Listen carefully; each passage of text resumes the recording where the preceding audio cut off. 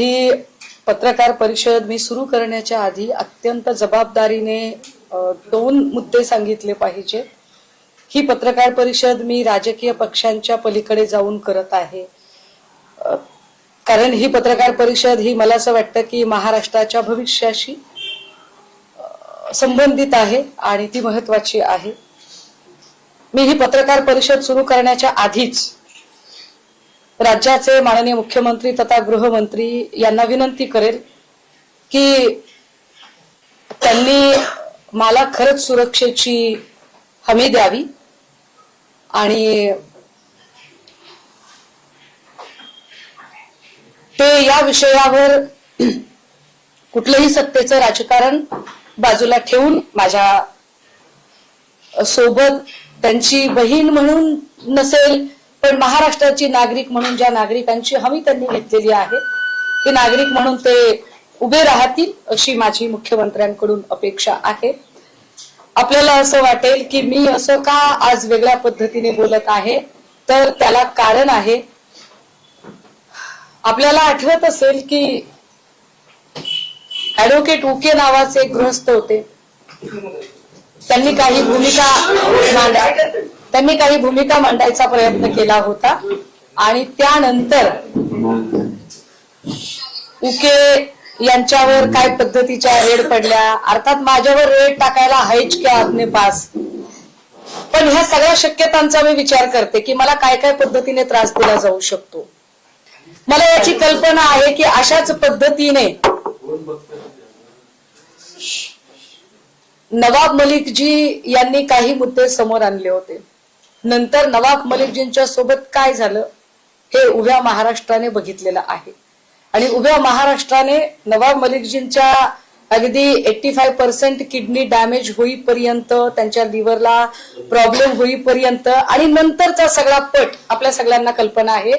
त्यामुळे हे सुरक्षेचे 2-3 मुद्दे मांडले। यानंतर जरा महत्वाच्या विषयाकडे येते। साधारणतः 13 तारखेला सकाळी म्हणजे भल्या पहाटे सावरीमध्ये एक मोठी ड्रगच्या संदर्भाने कारवाई झाली। ही कारवाई होताना मी आपल्याला सांगितलं पाहिजे की साधारण 3 कारवाया त्याच्या आधी सलगपणे झालेल्या आहेत। याच्यामध्ये 11 तारखेला जी कारवाई झाली होती ती एकाच वेळेला वर्धा आणि मुलुंड या ठिकाणी झाली होती। मुलुंडला जी कारवाई झाली त्यातनं जे काही धागेदोरे मिळाले त्या धागेदोरे घेऊन पुण्याला कारवाई झाली। पुण्यामध्ये राष्ट्रवादी काँग्रेस अजित पवारजी यांच्या पक्षाचा पदाधिकारी असणारा विशाल मोरे याला ताब्यात घेतलं गेलं। माझ्या माहितीप्रमाणे विशाल मोरेला अजून त्याचा जामीन झालेला नाही, तो आत आहे आणि विशाल मोरेची चौकशी सुरू झाली। विशाल मोरेकडून काही माहिती मिळाली आणि विशाल मोरेच्या माहितीच्या आधारे एक दुसरी कारवाई झाली। ती कारवाई होती सावरी मधली। सावरी हे गाव कुठं आहे तर सावरी हे गाव साधारणतः साताऱ्यापासून 40 किलोमीटर अंतरावरचं हे गाव आहे। सावरी गाव हे बामनोलीच्या जवळ असणारं गाव आहे। या गावाच्या संबंधाने मी जरा गावाचे लोकेशन आधी आपल्याला दाखवलं पाहिजे। अर्थात हे आपण टीव्हीला वगैरे बघितलेलं आहे लोकेशन। हा पूर्ण मावशीचा परिसर आहे सातारा जिल्ह्यातला। या परिसरामध्ये एक भाग आहे,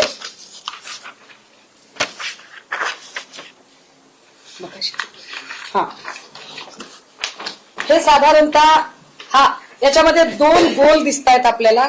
या 2 गोलचा अर्थ काय तो मी सांगेन, पण आधी मी हा फोटो आपल्याला दाखवला पाहिजे। हे जे ब्ल्यू कलर दिसतोय हे कोयनेचं बॅक वॉटर आहे। मी स्वतः हे इतके तपशील सांगते कारण मी सावरीत जाऊन आले आणि एक एक गोष्ट बघितली आहे आणि सावरीतल्या प्रत्येक बाबी मी सावरीमध्ये आपल्याला सगळ्यांना घेऊन जाण्याचाही विचार केला होता, पण एक तर रस्ता अत्यंत अवघड आहे। या अवघड रस्त्यावरनं सगळे पत्रकार येऊ शकले असते का? लाईव्ह युनिट तिकडे नेणे शक्य नव्हते। दुसरं असं की मी तिकडनं लाईव्ह करणं शक्य नव्हतं कारण रेंज अजिबात नाहीये। हे बॅकवॉटर आहे कोयनेचं। इथे साधारणतः एक बांधकाम दिसत आहे, हे रिसॉर्ट आहे, हे रिसॉर्टचं बांधकाम आहे। इकडे अजून काही भाग दिसतोय, इथे आतल्या बाजूला स्विमिंग टँक आणि बऱ्याच गोष्टी तयार होत आहेत। आता याच्या सोबतच जे मी आपल्याला दुसरा दाखवला हिस्सा तो साधारणतः म्हणजे हा मोठा गोल जो आहे, हा मोठा गोल म्हणजे रिसॉर्ट आहे आणि हा छोटा गोल म्हणजे तो पत्र्यांचा शेड आहे, ज्या शेड मध्ये ही कारवाई झाली. हे अंतर साधारणतः आपण बघा. इथे आपल्याला साधारण जर आपला कॅमेरा जर झूम करू शकला तर हा एक महामार्ग आहे जो गावामध्ये जातो. हा महामार्ग गावात जातो आणि याला जोडून एक पांढरी रेषा आपल्याला दिसते. हा साधारणतः 1200 मीटरचा रस्ता आहे सिमेंट कॉन्क्रीटचा. हा 1200 मीटरचा सिमेंट कॉन्क्रीटचा रस्ता. याचे साधारणतः माझ्याकडे अजून निविदा आली नाही, पण जी मी माहिती घेतली त्यानुसार हा 75 लाख रुपये किमतीचा हा रस्ता बांधलेला आहे. हे विशेष आहे की बघा, इथे एकही गाव दिसत नाही, इथे घर नाहीये, इथे लोकवस्ती नाहीये, इथे वर्दळ नाहीये, इथे कुठेही माणसं राहत नाहीत. मग 75 लाख रुपये किमतीचा रस्ता इकडे का दिला? हे सिमेंट कॉन्क्रीटचा रस्ता का बांधला इथे? हे फार विशेष आहे की हा सिमेंट कॉन्क्रीटचा रस्ता का बांधला? जर इकडे एकही माणूस नाही, गाव नाही, घर नाही, वर्दळ नाही, तर या शेडला जोडणारा रस्ता का केला गेला? जर आपण पायी चालत गेलो तर 15-20 मिनिटं लागतात. जर आपण या ठिकाणी गाडीने चालत गेलो तर साधारणतः 5 मिनिटं लागतात. मी आता आपल्याला हा फोटो दाखवला पाहिजे. हे शेड आहे, हे रिसॉर्ट आहे. या रिसॉर्ट मध्ये साधारणतः आता 7-8 रूम बांधून तयार आहेत आणि जो आतला भाग मगाशी दाखवला त्याच्यामध्ये खाली अजून वेगवेगळ्या अमेनिटीज तयार होत आहेत. हे इकडे काम, त्याची गिट्टी आणि फरशा आहेत. हा पत्र्यांचा शेड आहे. ठीक आहे. इकडे एक डस्टर गाडी थांबलेली आहे जी कारवाईसाठी गेलेली होती. आता कारवाईसाठी गाडी गेली होती आणि ही साधी गाडी आहे. आता याच्या नंतर या सगळ्यांमध्ये ही जी कारवाई झाली, या कारवाईमध्ये 45 किलोचं ड्रग सापडलं. या 45 किलो मध्ये मी आपल्याला त्याची किंमत थोडी हायलाइट केली पाहिजे. मी काही लोकांना विचारत होते आणि मी काल अख्खा दिवस त्याची माहिती घेत होते. 52 ग्रॅम जर ड्रग्ज घ्यायचा असेल तर 52 ग्रॅम ड्रग्जला 10 लाख रुपये लागतात. 52 ग्रॅम ड्रग्जला जर 10 लाख रुपये लागतात तर 45 किलो ड्रग्जला किती? तर ते साधारणतः 115 कोटी रुपये होतात. 115 कोटी रुपयाचं ड्रग्ज या ठिकाणी सापडलं आणि ही बातमी फारशी काही हायलाइट होत नाही. हे विशेष. बरं, आता ही माहिती मी तुम्हाला देते, ही इंटर रिलेट कशी होते बरं? तर मी सांगितलं पाहिजे की हे रिसॉर्ट कुणाच्या मालकीचं आहे. हे रिसॉर्ट साधारण प्रकाश शिंदे या व्यक्तीच्या मालकीचं आहे. प्रकाश शिंदे कोण आहेत? प्रकाश शिंदेचा काय संबंध आहे आणि प्रकाश शिंदे इकडे का गेले होते?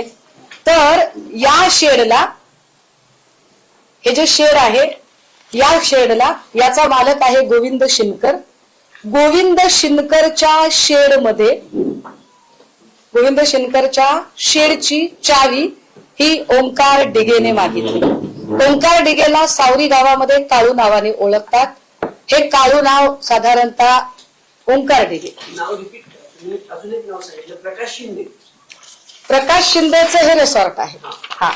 हा जो शेड आहे, हा शेड हा गोविंद शिनकरच्या मालकीचा आहे. गोविंद शिनकरच्या मालकीचा आहे हे मी कसं काय सांगू शकते? तर त्याची तुम्हाला मी सातबारा दिली पाहिजे. येस, पत्र्याच्या शेडमध्ये ड्रग सापडला आणि या शेडची सातबारा गोविंद शिनकरच्या नावची आहे. ही गोविंद शिनकरची सातबारा.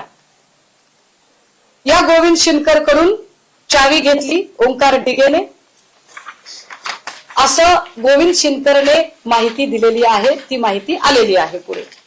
आता याच्या नंतर जे रिसॉर्ट आहे ते रिसॉर्ट हे प्रकाश शिंदे नावाच्या माणसाच्या मालकीचं आहे.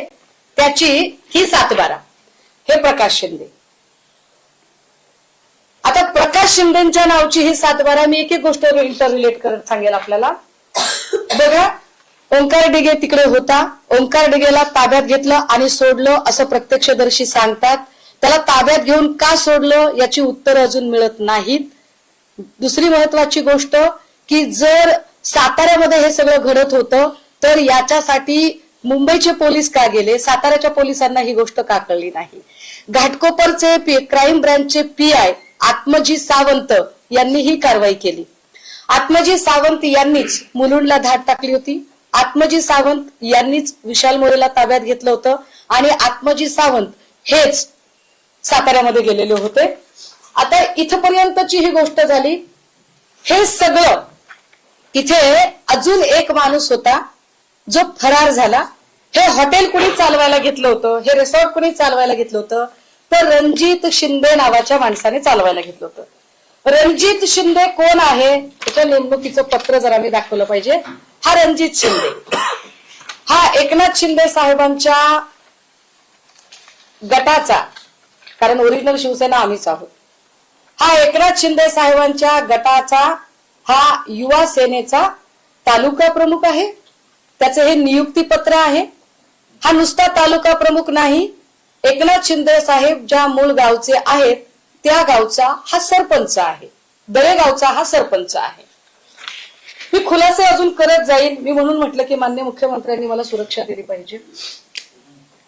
या सगळ्या संबंधाने काही गोष्टी त्यानंतर पुढे आल्या की 45 किलो ड्रग सापडलेला होता, पण ओंकार डिगे ताब्यात घेऊन का सोडण्यात आला? हा जो रणजित शिंदे आहे, हा रणजित शिंदे कुठे आहे, काय झालं त्याचं नेमकं? रणजित शिंदेच्या संबंधाने मी अजून एक माहिती आपल्याला दिली पाहिजे. ती माहिती अशी की तो दरेगावचा तर सरपंच आहेच आहे, पण रणजित शिंदे हा ते हॉटेल चालवत होता. हे हॉटेल त्याने का चालवावं, त्याचा काय संबंध आहे आणि प्रकाश शिंदे नेमके कोण आहेत? तर the most important thing, the suspense of the story, Prakash Shinde हे माननीय मुख्यमंत्री उपमुख्यमंत्री एकनाथ शिंदे साहेब यांचे सख्खे भाऊ आहे. प्रकाश संभाजी शिंदे हे एकनाथ संभाजी शिंदे यांचे सख्खे भाऊ आहे. एकनाथ संभाजी शिंदे यांचे दुसरे बंधू सुभाष संभाजी शिंदे.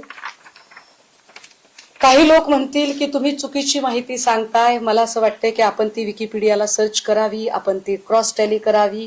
ठाण्यामधून 2017ला प्रभाग क्रमांक 17 मधून यांनी नगरसेवक पदाची निवडणूक लढवलेली होती.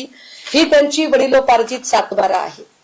या वडिलोपार्जित सातबाऱ्यामध्ये सुभाष संभाजी शिंदे आणि प्रकाश संभाजी शिंदे हे दोघे जण एकत्र दिसतात वडिलोपार्जित सातबाऱ्यामध्ये. ही वडिलोपार्जित सातबारा बघताना अजून एक गोष्ट स्पष्ट व्हावी की पोलिसांच्या रेकॉर्डवर आलेली गोष्ट अशी आहे की या शेडमध्ये 3 लोक राहत होते. या 3 लोकांची नावं काय आहेत बरं? तर या 3 लोकांची नावं जरा मी आपल्याला सांगितली पाहिजे. त्यातलं एक नाव आहे कायम नजर अब्बास सय्यद. दुसरं नाव आहे हबीजुल फक्रुल इस्लम, राहणार लहरी घाट, पोस्ट सेतू, याकडी, जिल्हा मोरीगाव, आसाम. आणि तिसरं नाव आहे राजीकुल खलीलुल रहमान. आता ही 3 माणसं या शेडमध्ये कशी आली, आसामहून इकडे कशी आली, कुणी आणलं असेल बरं त्यांना इकडे? ह्या सगळ्यांची उत्तर शोधली पाहिजेत कुणीतरी. 45 किलो ड्रग्ज नुसतं तिथे सापडलं म्हणजे खूप सारं ड्रग्ज असेल. कुणी आणलं त्यांना? याच्यातले काही बांगलादेशी आहेत असं म्हटलं जाते. बांगलादेशी आलेत, अहो एरवी शोधून शोधून काढतात. मग आता किरीट सोमय्या, राणा राणे, कंगना रनौत, वेर आर दे? हे सगळे लोक कुठे आहेत?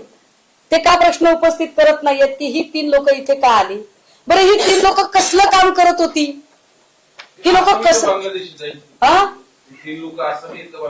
याचा एकाचा पत्ता आसामचा आहे. काल हर्षवर्धनजी सपकाळ साहेब यांनी असं म्हटलंय की हे बांगलादेशी आहेत. हे बांगलादेशी आहेत की नाही हे अजून पोलीस स्पष्टपणे सांगू शकतील. पण अतिशय महत्वाची आणि स्फोटक गोष्ट ही आहे की या संबंधाने तुषार दोशींनी काही बातमी लपवलेली आहे, काही माहिती लपवलेली आहे. माहिती काय लपवली आहे तुषार दोशींनी? तुषार दोशींनी ही माहिती लपवली की प्रकाश शिंदे नेमका कोण आहे. तर प्रकाश शिंदेचा संबंध काय? तर पोलिसांनी जी माहिती दिली होती आणि पोलिसांनी जे म्हटलं होतं आणि ज्याच्यानुसार अनेक ठिकाणी बातम्या आलेल्या आहेत हे मी सांगितलं पाहिजे आवर्जून, कारण मी ड्रगच्या रॅकेटवर गेली 3 वर्ष काम करते आणि 3 वर्ष काम करताना शंभर देसाईंनी माझ्यावर अब्रू नुकसानीची केस 20 टाकायची भाषा केली. मी घाबरत नाही तुमच्या केसेसना, कारण प्रश्न इथल्या युवा पिढीच्या भविष्याचा आहे. या शेडमध्ये नेमकं असं काय काम चालत होतं? हे मध्ये एक दोन महिने गायब होते, पण हे 1.5-2 वर्षांपासून होते असं स्थानिक सांगतात. हे लोक बाहेर येत नव्हते. हे बांगलादेशी का असावेत असं का वाटतं, यावर जेव्हा मी काल स्थानिकांशी बोलत होते तेव्हा स्थानिक सांगत होते की यांच्या चेहऱ्याची ठेवण भारतीय लोकांसारखी नाही. या लोकांच्या चेहऱ्याची ठेवण वेगळी दिसते, त्यामुळे हे वेगळ्या लोक असतील. मग हे काम काय करत होते? हे तिकडे खोदकाम करत होते का? हे तिकडे बांधकाम करत होते का? हे तिकडे काही खाणीचं वगैरे काम करत होते का? मग ते काम दिसलं का नाही? आता पोलीस रेकॉर्ड आणि बातम्या आणि काल हर्षवर्धनजी बोलले त्याच्यानुसार या 3 लोकांना जेवण कुठून जात होतं, तर या 3 लोकांना जेवण या हॉटेलमधून जात होतं.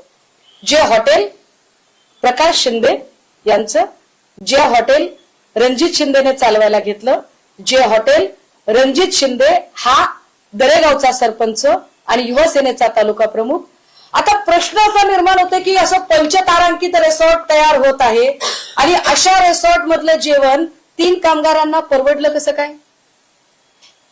3 कामगारांना परवडतं कसं हे जेवण, की रोज इकडनं जेवण जाते? असं आपण गृहीत धरू की हे 100 रुपयाला ताट असेल तर 100 रुपयाला ताट द्यावं.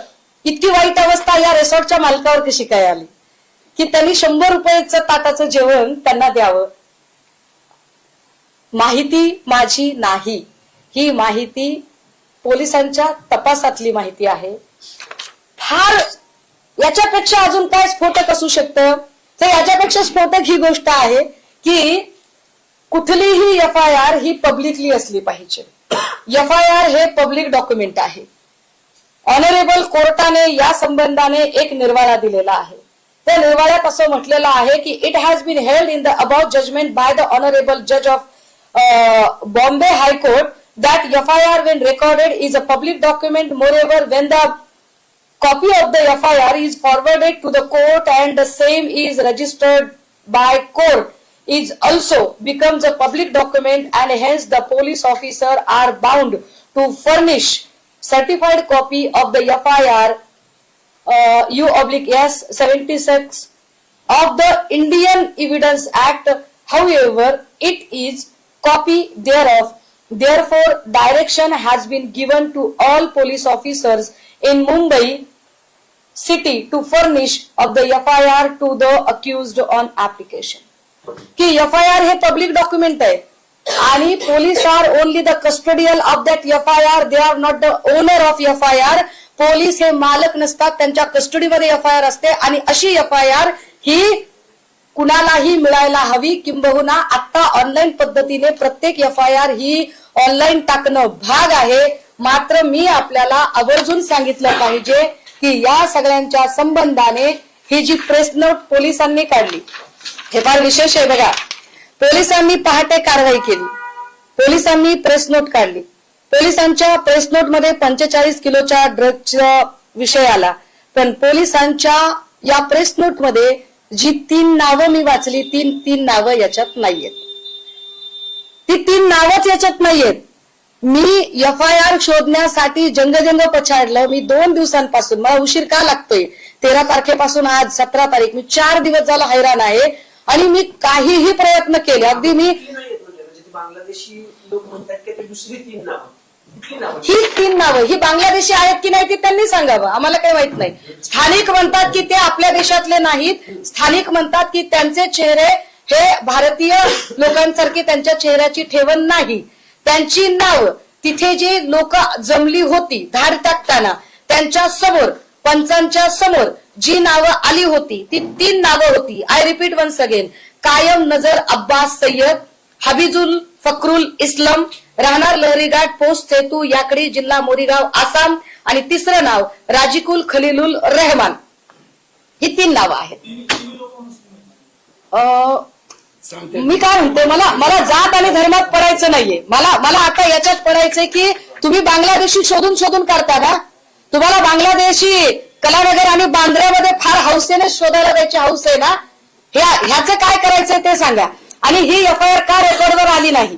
ही एफआयआर, दादा एकच मिनिटात तुम्ही प्रश्न विचारा सगळे, मी तुम्हाला उत्तर देते. मला फक्त एवढं फिनिश करू द्या, एकदा लिंक करू द्या सगळी स्टोरी.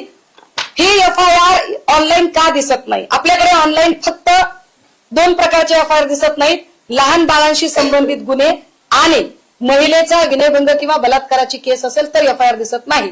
बाकी कुठलीही एफआयआर अशा पद्धतीने लपवता येत नाही. पण ही पहिली वेळ नाही, ही पहिली वेळ नाही. अमृता फडणवीस यांनी अनिक्षा जयसिंघानीच्या विरोधात केलेली एफआयआर ती सुद्धा ऑनलाईन उपलब्ध नाही. म्हणजे सरकारशी संबंधित जेव्हा एफआयआर असतात तेव्हा त्या एफआयआर मिळत नाहीत. हे फार विशेष आहे की अमृता फडणवीसांनी अनिक्षा जयसिंघानीच्या संबंधाने केलेली एफआयआर, ज्या एफआयआरला सभागृहात ऑन फ्लोर अजितदादांनी प्रश्न विचारला आणि ऑनरेबल चीफ मिनिस्टर यांनी उत्तर दिलं, तीही एफआयआर नव्हती.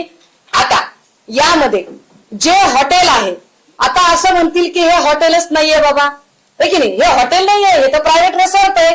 प्रायव्हेट रिसॉर्ट असेल तर माझा प्रश्न की प्रायव्हेट रिसॉर्ट वरून या लोकांना जेवण कसं गेलं?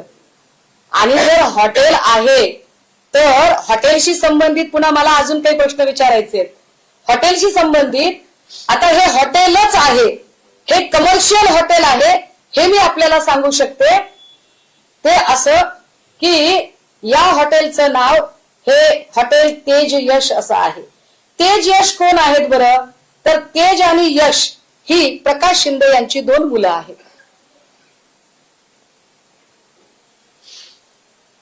दादा हे साधारणतः कमर्शियल हॉटेल 4.8 रेटेड आहे. मी आपल्याला गुगलवर दाखवते, डायरेक्ट ऑनलाईन दाखवते. हे 4.8 रेटेड आहे हॉटेल. हे बामनोलीच्या तिथलं हॉटेल आहे. विशेष याला जर इकडे व्हॉट्सअप मध्ये जर गेलात तर याला तुम्ही वेबसाईट तर चेक करू शकता, पण तुम्ही याला व्हॉट्सअपवर जाऊन तुम्ही याच्यात बुकिंगही करू शकता. हे कमर्शियल हॉटेल आहे. हे बघा, हे ह्याचं कार्ड आलं याच्यामध्ये, ठीक आहे.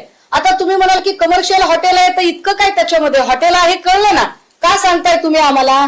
मी ते यासाठी सांगितलं पाहिजे की ही साधारण MSRDC विशेष प्राधिकरणची कॉपी आहे माझ्या हातात. या विशेष प्राधिकरण कॉपीने काही आक्षेप घेतलेले आहेत की तिथे त्यांच्या परमिशन शिवाय कुठलीही कमर्शियल प्रॉपर्टी तयार करता येत नाही. आणि हा आक्षेप हॉटेल तेज यशवर घेतलेला आहे. हॉटेल तेज यशवर हा आक्षेप का घेतला त्याचं अजून एक कारण मी आपल्याला सांगितलं पाहिजे. एक दुसरा कागद, त्याचं मी अजून एक आपल्याला कारण सांगितलं पाहिजे की यामध्ये विशेष कोयना धरणाच्या परिक्षेत्रामध्ये किमान 75 मीटर अंतरापर्यंत तिथे कुठलेही बांधकाम करता येत नाही. असं असताना सुद्धा फक्त 5 मीटर अंतरावर हे बांधकाम केलं गेलं. नाही, कॉपी आहे, रूल आहे त्याच्यामध्ये. तर फक्त 5 मीटरच्या अंतरावर हे बांधकाम केलं गेलं. आता जर 5 मीटरच्या अंतरावर जर तुम्ही बांधकाम केलेलं आहे तर काय याच्यावर आक्षेप घेतले गेले? त्याचं काय केलं? एकाही अभियंत्याने यावर आक्षेप घेतला नाही. हे प्रिव्हिलेज कुणाला दिले गेले? हे प्रिव्हिलेज प्रकाश शिंदेला मिळाले. 115 कोटीचं ड्रग जिथे सापडतं आणि ज्याच्या जागेशी संबंधित गोष्टी आहेत त्याच्यावर काहीच कारवाई होत नाही, त्याचा उल्लेख सुद्धा येत नाही, त्याच्यावर चर्चा केली जात नाही. तुषार दोषी असं सांगतात की प्रकाश शिंदे हा दुसराच कुणीतरी माणूस आहे. तुम्ही म्हणाल तुमच्याकडे काय पुरावा आहे? मी तर तुम्हाला 7/12 पण दाखवली हो साहेब, मी सगळंच दाखवलं. मी अजून तुम्हाला काही गोष्टी दाखवते. हा रणजित शिंदे आहे. हा रणजित शिंदे दरेगावचा सरपंच जो हॉटेल चालवत होता. हे श्रीकांत शिंदे त्यांच्या सोबतचा फोटो असणं स्वाभाविक आहे. हा रणजित शिंदे आहे. दरेगावी हेलिकॉप्टर उतरतं उडतं त्यावेळेची सगळी सोय रणजित शिंदे, ठीक आहे. प्रकाश शिंदेची 2 मुलं म्हणजे तेज आणि यश ही साधारणतः वाढदिवसाला लागलेली एक जाहिरात. म्हणजे मी त्या गावात गेले म्हणून जे काही फोटो मी काढू शकले त्याच्यातले हे बघा. रुद्रांश व दादाला आणि मोठ्या पप्पांना वाढदिवसाच्या हार्दिक शुभेच्छा. शुभेच्छुक कोण आहेत? यश प्रकाश शिंदे, तेजस प्रकाश शिंदे, त्यांचे वाढदिवस, हे सगळे कागद. नाही, मला काय म्हणायचंय, जर डीसीएमचे भाऊ चालवतात की नाही चालवतात ते पोलिसांनी ठरवावं. पण या गोष्टीची एफआयआर पब्लिक का केली नाही? तुषार दोशींनी प्रकाश शिंदे हा माणूस कोण आहे या व्यक्तीची ओळख का लपवून ठेवली? अनेक पत्रकारांनी, पुण्यातले, कोल्हापूरमधले, साताऱ्याचे, मुंबईचे अनेक पत्रकारांनी तुषार दोशींना संपर्क करून प्रकाश शिंदे नेमका कोण आहे याची माहिती घेण्याचा प्रयत्न केला. तेव्हा तुषार दोशींनी माहिती भरकटवण्याचा प्रयत्न का केला? बरं, पुढे ड्रग्ज प्रकरणातले हे आरोपी फरार आहेत. काय यावर चर्चा केली जाणार आहे का? महानगरपालिकाचे इलेक्शन तोंडावर आहे. तुम्ही सगळे महानगरपालिका फार सुरक्षित आणि अत्यंत चांगल्या वातावरणामध्ये, आम्हाला सुरक्षित हातांमध्ये पालिका द्यायची वगैरे. हे सुरक्षित हात कसे समजायचे की जर गृहमंत्री याची FIR, याचा कॉग्निझन्स का घेतला जात नाही? याची FIR कुठे आहे? FIR झाली की नाही झाली? आत्मजी सावंत यांच्यावर दबाव आलेला आहे का? आत्मजी सावंत त्याच्यानंतर PI आत्मजी सावंत ज्यांनी रेड केली होती ते याच्यानंतर काहीही बोललेले नाहीत. अशी कुठे प्रेस नोट असू शकते का की ज्या प्रेस नोट मध्ये काही तपशीलच नाही दिलेले? अरे मग घेतली तरी कशाला? प्रेस नोट घेतली कशाला? तुम्ही पत्रकार परिषद घेतली कशाला आणि कारवाई तरी कशाला केली? म्हणजे याचा अर्थ कारवाई करायला गेले होते पण त्यांना कल्पनाच नव्हती की पुढे काय वाढून ठेवलेलं आहे. आणि नंतर मात्र त्यांनी या सगळ्यातनं वॉकआउट करायचा प्रयत्न केला का? मी जरा पोलिसांची प्रेस नोट पुन्हा एकदा वाचून दाखवू का? दिनांक 9/10/2025 रोजी गुन्हा प्रशासन शासन कक्ष 7 यांच्याकडून मुलुंड पश्चिम मुंबई येथे 2 इसमांकडून 136 ग्रॅम MD मॅफेड्रॉन हा अंमली पदार्थ जप्त करण्यात आला होता. सदर बाबत विष्ठा गु र क्रमांक 165/225 2025 कलम 8 क 22 क 29 NDPS ऍक्ट अन्वये गुन्हा दाखल करण्यात आला. गुन्हा दाखल करण्यात आला तर 5 दिवसांपासून FIR का नाही? एरवी काही नसताना तुषार दोशी कुणालाही सोबत घेऊन पत्रकार परिषदा घेऊन तपासातल्या गोष्टी उघड करतात ना. मग इतकी महत्वाची गोष्ट जी महाराष्ट्राच्या भविष्याशी संबंधित आहे या गोष्टीवर आता मौन का बाळगलं जात आहे? यावर एकही जण प्रश्न का विचारत नाही? एरवी कुणी साधा सभागृहात पत्ते खेळला तर त्याचे राजीनामे मागितले जातात ना. मग आता या प्रकरणामध्ये कोण कुणाचा राजीनामा मागणार आणि कसा मागणार? किरीट सोमय्या, नितीश राणे, कंगना राणावत, नवनीत राणा या सगळ्या लोकांचे रोल काय असतील? कट्टर हिंदुत्ववादी म्हणणाऱ्या लोकांना आता आमचे काही प्रश्न आहेत. कट्टर हिंदुत्ववादी म्हणणारे लोक यांना हे कळत नाहीये का की ड्रग्ज हा विषय हा मुस्लिम पोरांनाही अफेक्ट करेल, हा शीख पोरांनाही अफेक्ट करेल, हा जैन पोरांनाही अफेक्ट करेल आणि हा हिंदू पोरांना सुद्धा अफेक्ट करेल. मग तुम्ही जर हिंदूंच्या रक्षणासाठी आहात तर हिंदू पोरं या ड्रग्जच्या जाळ्यामध्ये जर अडकू शकतात तर तुम्ही यावरती का बरं आतापर्यंत बोलला नाही? धरण क्षेत्रापासून 75 मीटर अंतरावरचं बांधकाम करता येत नसताना हे बांधकाम झालं कसं? या परमिशनचं काय करायचं? किरीट सोमय्या बुलडोजर घेऊन जातात ना, किरीट सोमय्या हातोडा घेऊन फिरतात ना सगळीकडे. किरीट सोमय्याने अनेक वेळेला रत्नागिरीच्या किनाऱ्यावरून हातोडा घेऊन फिरले ना. मग इथे किरीट सोमय्या हातोडा घेऊन जाण्याचा मुहूर्त कधी काढणार आहे? काय ही गोष्ट तुम्हाला उजेडात येऊ द्यायची नव्हती का? तुमच्याकडे म्हणजे मी म्हटलं की हे पक्षीय राजकारणाच्या पलीकडे नेलं पाहिजे, पण निवडणुकांमधला पैसा आणि या ड्रग्ज मधून आलेला पैसा या दोन्हींचा कुठे काही संबंध आहे का? शोधणं काम पोलिसांचं आहे. मी फक्त प्रश्न निर्माण करते आणि मी प्रश्न अत्यंत तार्किक पद्धतीने विचारते. हे तार्किक पद्धतीने विचारलेल्या प्रश्नांची उत्तरं पोलिसांनी दिली पाहिजे. रणजित शिंदे शिंदे साहेब मुख्यमंत्री होण्याच्या आधी हा मुंबईत राहत होता. एरवी लोक खेड्यातून शहराकडे जातात. रणजित शिंदे हा एकनाथ शिंदे मुख्यमंत्री झाल्यानंतर शहराकडून खेड्याकडे का गेला? लॉजिक आहे की का तो खेड्याकडे गेला? त्याचं एवढं असं काय अडलेलं होतं? कितीतरी गोष्टी. हे तेजस हॉटेल अनाधिकृत आहे, या जागेचा NA नाहीये, या जागेच्या संबंधाने ऑब्जेक्शन्स आहेत. या ऑब्जेक्शन्सवर आता संबंधित मग हे नगर विकास खातं वगैरे हे सगळं कशासाठी वापरलं गेलं? हे प्रिव्हिलेज कुणाचे आहेत? हे प्रिव्हिलेज कुणाला मिळालेले आहेत? या सगळ्यांमध्ये नेमका 75 लाखाचा जो रस्ता झालेला आहे, जो 1200 मीटरचा रस्ता आहे, तुम्ही त्या रस्त्याला मी तुम्हाला घेऊन जायला तयार आहे. कारण त्या गावातला एक एक रस्ता, एक एक गल्ली काल मी बघितलीये. मी जाताना काही पत्रकारांशी बोलायचा प्रयत्न केला होता, तेव्हा अनेक पत्रकारांनी ही गोष्ट काही वर्कआउट होऊ शकत नाही असं सांगितलं.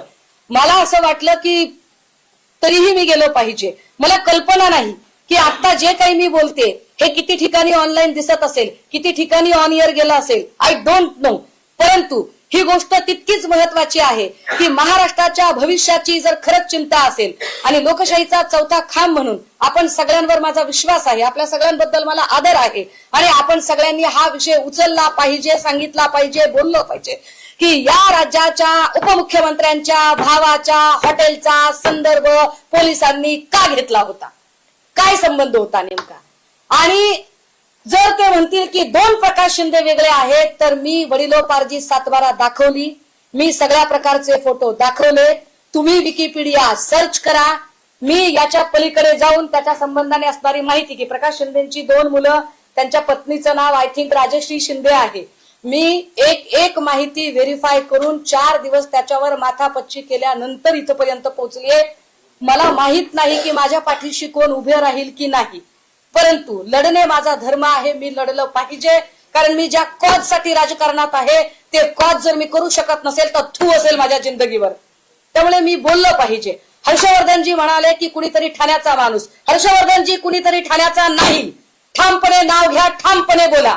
आपण सगळेजण आपण सत्याग्रही आहोत, आपण सेवा दलाच्या चळवळीतनं आलेलो आहोत. तुम्ही सेवा दलाच्या, मी सेवा दलाच्या चळवळीतनं. मला कल्पना आहे तुम्ही लढणारे आहात, तुम्ही माझ्या पाठीशी उभे राहणारे आहात.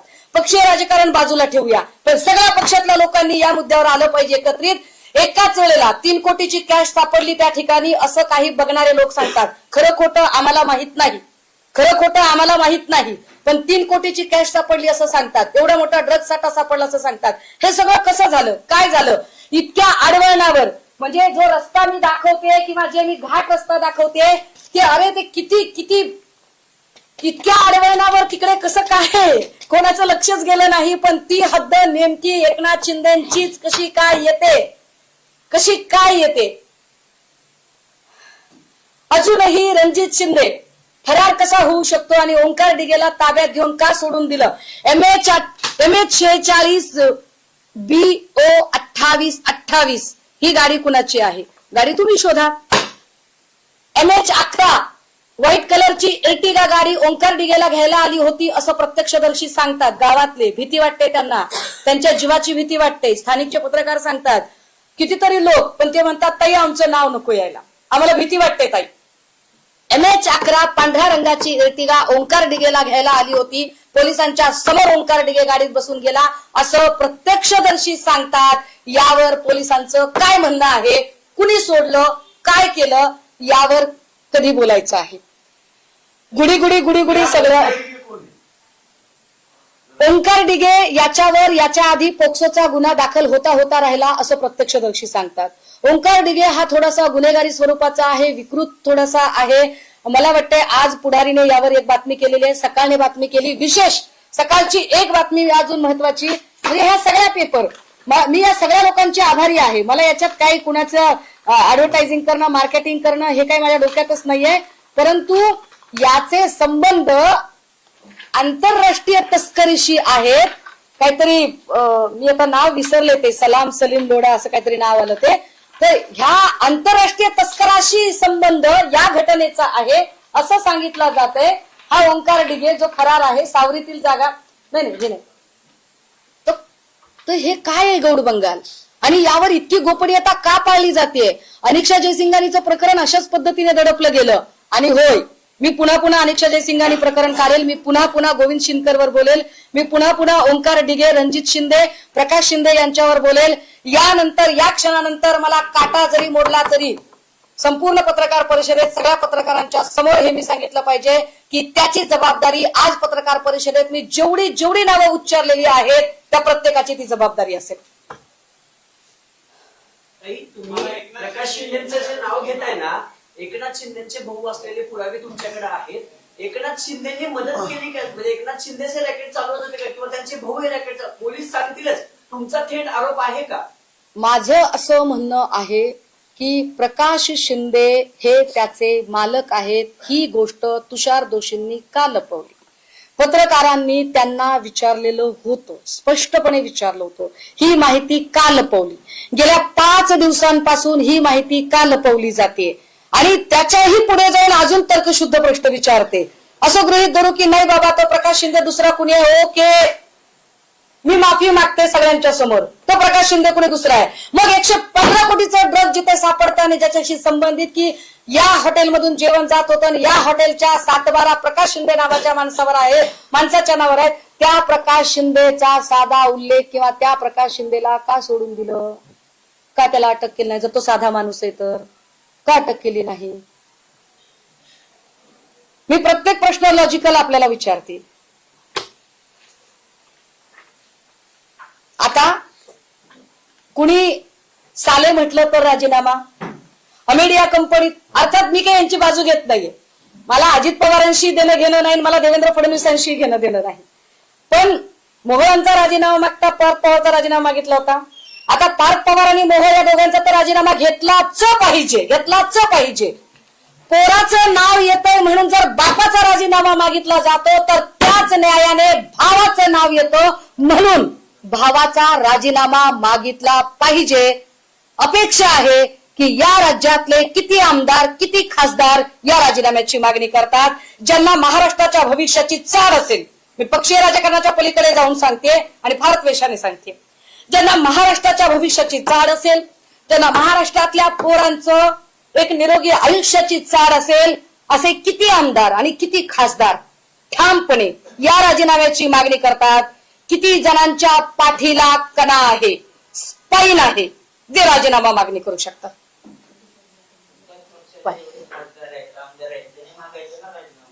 अरे माझा तर पक्ष मागेल. मी भाजप सेना सगळ्यांनाच म्हणते. काँग्रेसने याच्यामध्ये पत्रकार परिषद घेतली तुमच्या माहितीसाठी. काँग्रेसने यामध्ये हर्षवर्धनजींनी यावर पत्रकार परिषद घेतली. माझ्या माहितीप्रमाणे विजयजी वड्डेट्टीवार यांनी पण त्यावर काहीतरी उवाच केलेला आहे. माझ्या पक्षाकडून आम्ही आज बोलतोय त्याचं कारण हे की जोपर्यंत हातात डॉक्युमेंट येत नाहीत तोपर्यंत बोलू नये. हा पण तर आरोप सिद्ध होत नाही तोवर आरोपी नसतात तोपर्यंत बोलायचं नाही. हा मी माझा स्वतःला घालून घेतलेला नियम आहे आणि मी त्या कागदपत्रांच्या सह आज बोलते की कोण आता एकनाथ शिंदे आणि श्रीकांत शिंदेनी राजीनामा द्यावा असं स्पष्ट म्हणतो तुमच्या. ऍटलिस्ट ही चौकशी होईल. प्रकाश शिंदे कोण आहे कळेपर्यंत एकनाथ शिंदे साहेबांनी राजीनामा द्यावा ही माझी मागणी आहे. पण ही सभागृहाच्या बाहेरची आहे. सभागृहाच्या आत सगळ्या पक्षाच्या लोकांनी मागणी करताय का एकनाथ शिंदेनी राजीनामा? मी विरोधी पक्ष म्हणून, या पक्षाची उपनेता म्हणून, या पक्षाची प्रवक्ता म्हणून, या पक्षाची जबाबदार पदाधिकारी म्हणून आणि त्याही पेक्षा या महाराष्ट्रातली सजग नागरिक म्हणून होय मी श्रीयुत एकनाथ शिंदेजी यांच्या राजीनाम्याची मागणी करते.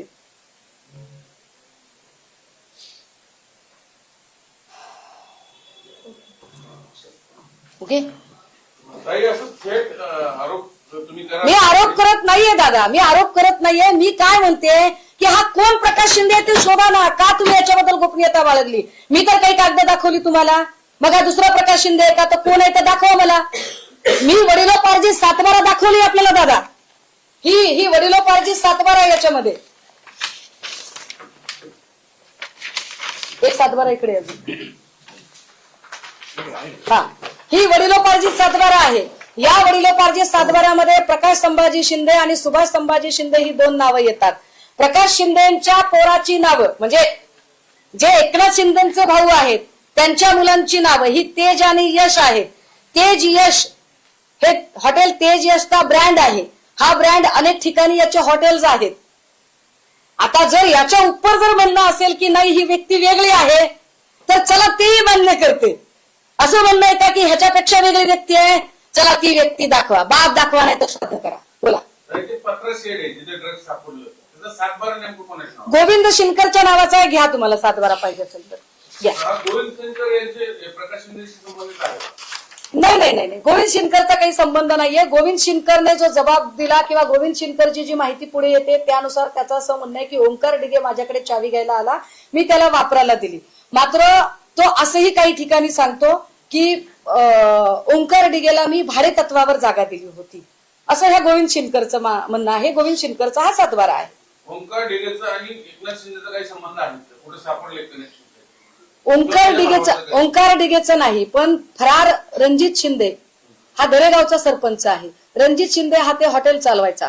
पोलिसांनी हीच गोष्ट पोलिसांनी पण प्रेसमध्ये आणि इतरत्र मला वाटते अनेक वर्तमानपत्रांनी पण ही गोष्ट सांगितली की या 3 लोकांच्या जेवणाची व्यवस्था किंवा त्यांना जेवण जात होतं कुठून, तर या हॉटेलमधून जातं, कारण दुसरीकडे कुठं हॉटेलच नाहीये. सगळ्यात महत्वाचं की 1200 मीटरचा सिमेंट कॉन्क्रीटचा रस्ता बांधला कशासाठी? हा रस्ता का बांधला तुम्ही? हा रस्ता बांधायची तुम्हाला काय गरज पडली होती तिथे? जर एकूण जर ते लोकेशन जर नीट बघितलं तर तुम्ही काय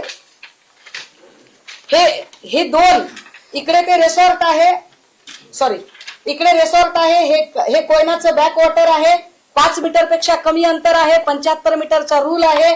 मग इकडे तुम्ही हे का केलं? आणि हा साधारणतः महामार्ग आहे गावातून जाणारा, आणि हा पांढऱ्या रंगाचा हा सिमेंटचा मार्ग आहे, आणि इकडे एकही घर नाहीये. जर इकडे एकही घर नाहीये तर इकडे सिमेंटचा रस्ता बांधायचं कारण काय? क्लॅरिफिकेशन द्यावं लागेल.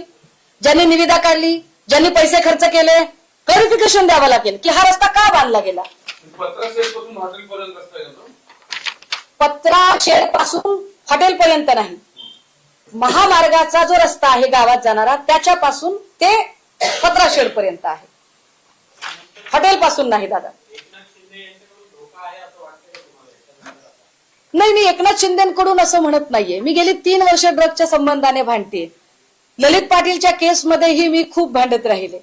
माझी पुन्हा मी याच्यावरती भूमिका मांडली की मी एक जागरूक बहीण म्हणून, आई म्हणून विचार करते की हे कुणाच्याही घरात घडू शकतं. आज आमची पोरं शाळा कॉलेजात शिकतात, आम्ही सगळ्या सुविधा आमच्या लेकरांना देऊ शकतो, पण शाळेच्या गेटवर जर ड्रग्ज पोहोचत असेल आणि ते जर आमच्या लेकरांपर्यंत पोहोचलं तर आम्ही काय करायचं? हा विचार पक्षीय राजकारणाच्या पलीकडे, जात आणि धर्माच्या पलीकडे जाऊन माणूस म्हणून हा विचार करणं जास्त गरजेचं आहे. आणि यावर मला खरंच अपेक्षा आहे की या राज्यातल्या सगळ्या पक्षाच्या खासदारांनी संसदेत सुद्धा बोललं पाहिजे की एकाच वेळेला 115 कोटीचा साठा, 45 किलो, मला वाटतं आतापर्यंतची ती सगळ्यात मोठी कारवाई असेल. आतापर्यंत वाढवणा बंदर वगैरे इकडे तिकडे काय ज्या कारवाया झाल्या, आणि मी अशी का, माझ्या सुरक्षेची का बरं मी गरज व्यक्त करते? कारण याच्या आधी जज लोया असतील, उके असतील, नवाब मलिक असतील, ह्या सगळ्या लोकांच्या सोबत काय काय त्यांना त्रास झाला हे सगळं समोर आहे. अधिवेशनामध्ये दादा ही कारवाई 13 तारखेला पहाटे घडलेली होती. मला वाटतं ही 10 वाजता तिकडे स्थानिक जमलेले होते. 11, 11:30 ही बातमी फुटली. त्यानंतर नागपूरपर्यंत ही बातमी थडकायला दुपारचे काहीतरी 1:30-2 वगैरे वाजलेले होते, आणि त्यावेळेला अंतिम आठवडा प्रस्ताव मांडून झालेला होता, आणि नंतर तर काय वाइंडअपच केलं अधिवेशन, असा तो विषय होता. परंतु या विषयावर येणाऱ्या अधिवेशनात चर्चा व्हावी ना. ते उठवणार नाहीत अशी शंका तुम्हाला का वाटते? नाही, पण आता ते कुठे, त्यांचा कार्यकाळ संपला ना. मी माझ्याकडून आता ही माहिती राष्ट्रवादी काँग्रेसच्या खासदार संसद रत्न सुप्रियाताई सुळे यांना पाठवलेली आहे. मी त्यांना फोनवर कॉन्टॅक्ट करायचा प्रयत्न केला, परंतु फोन लागला नाही. कदाचित त्या कामकाजामध्ये बिझी असतील, पण निश्चितपणे मी त्यांच्यापर्यंत पोहोचवेल. मी त्यांच्यापर्यंतच का पोहोचवेल याचं उत्तर लगेच देते, कारण तुमच्या मनात पुन्हा शंका येतात की तुम्ही त्यांनाच का सांगताय. तर एकतर त्या सलगपणे संसद रत्न आहेत, सभागृहात त्यांना बोलायला पुरेसा वेळ मिळतो, त्या मराठी, हिंदी, इंग्रजीमध्ये फार व्यवस्थितपणे मांडू शकतात, आणि त्यांनी मांडावं, कारण त्या सुद्धा बहीण, लेक, आई म्हणून अत्यंत संवेदनशील आहेत, त्यामुळे त्याही मांडतील. आणि माझ्या पक्षाचे ओमराजे निंबाळकर, खासदार ओमराजे निंबाळकर हे ऑलरेडी लढतायत या मुद्द्यावर, हे लक्षात घ्या. कारण धाराशिव मध्ये सापडलेला जो काही ड्रगचा साठा होता, पण या साठ्याशी संबंध असणारे जे लोक होते त्यांना प्रवेश भाजपने दिला, हेही तितकेच उल्लेखनीय आहे. याच्यामध्ये तुम्ही जे म्हणतात हॉटेल आणि पत्र्याचं शेड, याच्यामध्ये रस्ता आहे, हे एक कनेक्शन. दुसरं म्हणजे जेवणाचं. नाही, हॉटेल आणि शेड मध्ये रस्ता नाही. मी पुन्हा क्लिअर करते. एक तुम्ही रस्त्याचा महामार्ग, गावात जाणारा महामार्ग, त्याला जोडलेला रस्ता शेडकडे जातो, तो 1200 मीटरचा रस्ता. हॉटेलवरून जेवण 3 लोकांसाठी जात होतं, जे लोक शेडमध्ये राहत होते, अशी माहिती स्थानिकांकडून मिळते. अशीच माहिती वर्तमानपत्र आणि माध्यमांमध्ये आलेली आहे. म्हणून हॉटेल कुठे आहे हे आपण शोधलं, कुणाचं आहे हे शोधलं, तर ते प्रकाश शिंदे नावाच्या व्यक्तीचं निघालं. पण प्रकाश शिंदे हे एवढ्या मोठ्या व्यक्तीचे भाऊ आहेत ही माहिती पोलिसांनी का लपवली, इतका साधा माझा प्रश्न आहे. Okay, thank you.